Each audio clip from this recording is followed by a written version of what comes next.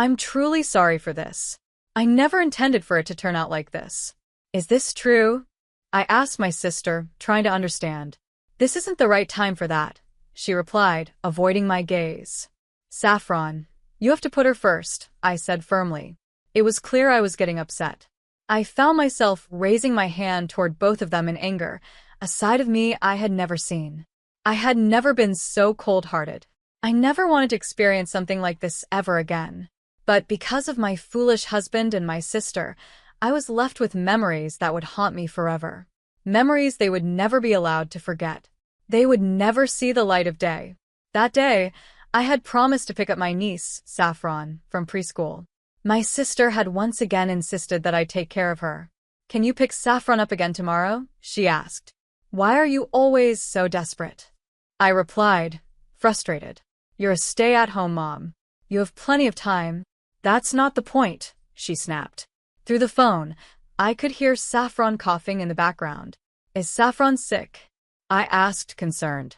No, she's fine. Don't worry about it, my sister responded quickly.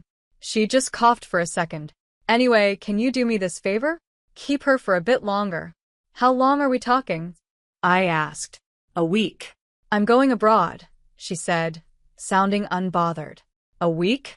Are you serious? I can't do that. Well, I'm leaving Saffron at the preschool. If no one picks her up, she'll just stay there, my sister said, her voice cold. You're unbelievable, I muttered, reluctantly agreeing. I didn't want my niece to suffer because of her careless mother. But not long after, I got a call from the preschool, much earlier than I was supposed to pick Saffron up. They had tried calling my sister countless times with no answer. As her emergency contact, they reached out to me. They told me that Saffron, who had been running a slight fever, had lost consciousness and was rushed to the hospital in an ambulance. I dropped everything and raced to the hospital, but by the time I got there, it was too late. I had been married for 6 years, and despite trying to start a family, we hadn't had any children. My sister, on the other hand, had a baby 2 years ago, but she and her husband divorced soon after. Since then, she had constantly pushed Saffron onto me, insisting that it would be good practice for when I had my own child one day. I had mixed feelings about it. On one hand, I was annoyed at being treated like a babysitter. But on the other hand, I adored my niece. Saffron was sweet and innocent, and I couldn't bring myself to say no to her. I even told my husband that I'd take care of Saffron again the following day. Can you help me out tomorrow? I asked my husband. I'll be looking after Saffron again. I wish I could, he replied. But I've got an urgent work situation to handle. I have to leave early tomorrow for a business trip. Really? Are you sure you can't postpone it? I've known the client for a long time. It won't affect the deal, but I'm responsible for sales, so I have to be there in person. Okay, I said, feeling the weight of the responsibility on my shoulders. Just be careful. I'll manage on my own. If it gets too much, I'll go to my parents. You'll be fine, he said with a reassuring smile. Thanks. I'll call you when I land. At the time, I thought I was just unlucky. My niece was always so attached to my husband. When I had looked after her before, she would cry through the night, and I struggled to calm her down. But my husband, he had a way with her. He would scoop her up in his arms and soothe her instantly. I trusted that if something went wrong, he would be there for her. But work comes first, I reminded myself. I had prepared myself for the exhaustion of taking care of her alone. I wasn't expecting anything out of the ordinary. The next day, everything changed. I received the call from the preschool and rushed to the hospital. When I arrived, my heart sank. Saffron's small body was hooked up to tubes, lying unconscious on the hospital bed. I felt helpless. The preschool staff was just as shaken. They looked at me with a mix of sympathy and guilt. The director approached me, her expression grim. You're Saffron's aunt, right? Her mother's sisters? Yes, that's right, I replied, still in shock. We've been trying to reach your sister, but we haven't been able to get through. We even tried contacting her workplace, the director explained. I felt a wave of frustration and anger. My sister had abandoned her daughter for some trip abroad, leaving me to pick up the pieces. And now, Saffron was lying in a hospital bed, unresponsive, because of her neglect. I couldn't reach her either. No matter how many times I tried to call, she wouldn't answer. I stood there in silence, staring at my niece, feeling the weight of responsibility crush me. How could my sister be so careless? How could this have happened? They said she's on vacation. Where is your sister now? The director asked, her voice filled with concern. She's overseas, I replied, feeling my stomach tighten. The director's eyes widened in disbelief. So that's what happened, she murmured, her voice rising with frustration as she recounted the events of the day. She explained that when my niece arrived at the preschool, her face had been flushed, and during the daily temperature check, the sheet my sister was supposed to fill out at home had been left blank. The preschool has strict policies against admitting a child with a fever, and they immediately took Saffron's temperature. It was 35.8 degrees Celsius, too high, since they don't accept children with a temperature over 35.5 degrees Celsius. The director had insisted my sister take Saffron home, but my sister brushed them off, claiming that Saffron's temperature always ran high, and it wasn't an issue. She ignored their warnings and left Saffron at the preschool.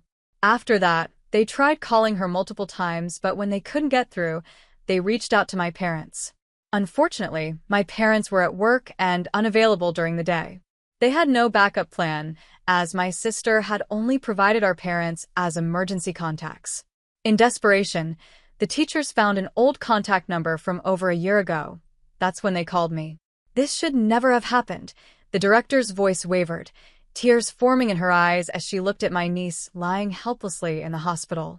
I'm so sorry, I said, my own voice trembling. I'll get in touch with my sister. I apologized to the director and the staff, then sent them back to the preschool. As soon as they left, I dialed my sister's number over and over again, but all I got was a disconnected tone.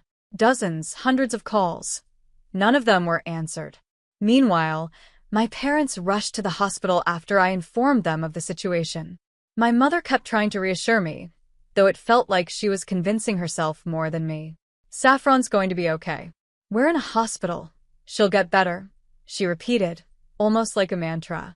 But the treatments weren't working. Her condition kept getting worse. I continued trying to reach my sister, but every attempt was in vain. 2 days later, Saffron's small, fragile life slipped away, never to recover. A 2-year-old child passed away without her mother by her side, without ever feeling the warmth of her mother's touch in her final moments. How could something so cruel happen? Tears streamed down my face as I gently touched Saffron's cold body. My mind was consumed with guilt. Why hadn't I asked more questions? Why didn't I demand to know where my sister was traveling? Why hadn't I stopped her from leaving? I couldn't stop blaming myself.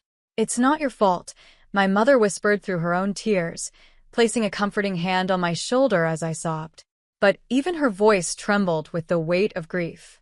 I had tried repeatedly to contact my husband, desperate to let him know what had happened, but he too was unreachable. Time seemed to blur as we sank deeper into despair. In the end, we had to hold Saffron's funeral without any contact from my sister. It was a painful day, filled with sorrow and unanswered questions.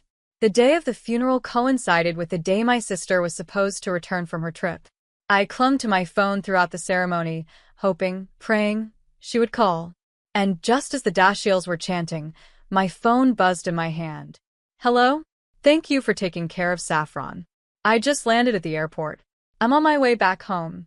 Do you want anything as a souvenirs? I stood there, stunned, her casual tone ringing in my ears.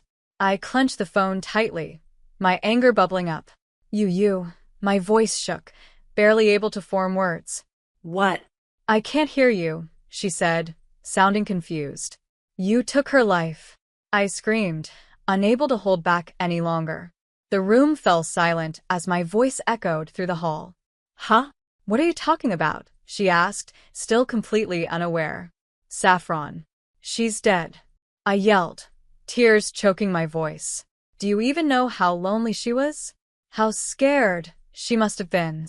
There was silence on the other end. Then her voice trembled. No, this isn't funny, right? Funny. I spat, incredulous. No one's laughing. Saffron is gone. I couldn't hold back my emotions any longer. The grief, the anger, the heartbreak, it all came pouring out and I took several deep breaths, trying to calm myself. My emotions were all over the place, but I knew I had to keep it together. I'm at Saffron's funeral, I said through clenched teeth. Get here as soon as you can. Without waiting for her reply, I hung up the phone.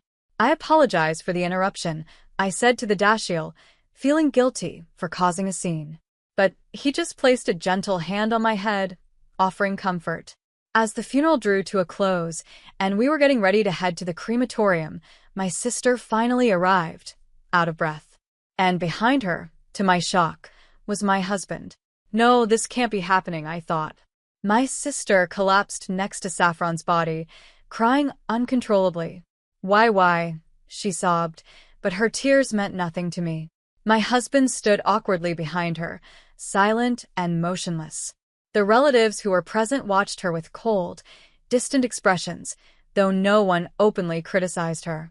Maybe it was out of respect for Saffron, but I felt their judgment in the air. I stayed quiet. I refused to speak to either of them, my sister or my husband, until after the cremation. As we sat in silence, waiting for it to be over, I thought of one thing. Saffron had been waiting for her mother. She died waiting for her. After the cremation, we went back to my parents' house. My sister was immediately confronted by our parents, who unleashed their fury on her. I remained silent, watching the scene unfold, until something caught my eye, her carry-on suitcase. That's when it hit me. Why were they at the same place? Why did they arrive at the same time? I stared at the suitcase, noticing the airport tag still attached to the handle. Both of them had just returned from the same airport. My heart sank. I turned to my sister, who quickly closed her mouth, refusing to speak. Then, my husband finally broke the silence. I'm sorry, he stammered. It's not what it looks like. Is this true? I demanded, looking at my sister for answers. Is it? But she just stood there, offering no explanation. This isn't the time for that, she muttered, avoiding my eyes. Saffron should have been your first priority, I shouted, my voice shaking with fury. I was so close to losing control, my hands balled into fists at my sides. But it wasn't their affair that enraged me the most. It was their negligence, their utter disregard for my niece. I couldn't stop myself. Stop crying, I screamed at my sister. You have no right to those tears. Do you know how many times I called you? How hard is it to think that something could have happened to your own daughter? While the two of you were off indulging in your disgusting affair, Saffron was suffering. She died alone because of you. They both stood there, stunned, as I let my anger pour out. You'll never be forgiven for this. Never. I hope you both rot in hell for what you've done. I'm sorry, my sister whispered, barely able to look at me. You think saying sorry is enough? I yelled back. You think this is your penance? You ignored every call, left Saffron to die, and now you think a few words will make it right? You're as guilty as he is. My parents didn't stop me. In fact, they backed me up. You're no longer our daughter, my father said, his voice filled with disgust. Don't you dare show your face here again. I can never forgive you. Why is everyone blaming me? My sister cried, her voice desperate. I don't care about you anymore. She stormed out of the house, leaving behind Saffron's remains, not even taking her daughter's ashes. My husband? He stood in silence, guilt written all over his face. He didn't argue, didn't defend himself. He simply nodded, knowing he had no right to say anything. We agreed to settle everything quickly. He gave me all the shared assets, and the alimony was paid in full. We divorced not long after. You think this is atonement for what you did? I said to him during our final meeting. You'll never be rid of your sins. In the months that followed, both my sister and my ex-husband faced charges. The preschool director had filed a case for child neglect and abuse. My sister tried to defend herself, hiring a court-appointed attorney, but no one was on her side, not even our parents. The court sessions were brutal. My parents and I testified truthfully, recounting the events leading up to Saffron's death. In the end, my sister was sentenced to 5 years in prison, while my ex-husband received 2 years. He knew Saffron had been left at the preschool with a fever, and yet he did nothing. 5 years and 2 years. How can 7 years combined ever compensate for a child's life? It left me feeling hollow, empty. Even after all these years, I still feel that what they received wasn't enough. The guilt they carry, the years behind bars, they'll never be enough to erase the pain of losing Saffron. Their lives were destroyed, and rightly so, but it's not enough. 6 years have passed since that dark chapter of my life. I've remarried, and I now have a child of my own. My little one has been my source of healing. I'll never forget Saffron, but my own child has given me the strength to move forward. I promised myself I would be the kind of mother Saffron never had. Always there, always caring. People say that sin never fades, that it stays with you forever. And I know that's true.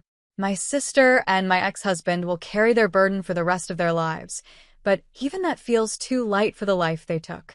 Human life is precious, and nothing can ever make up for the one they let slip away.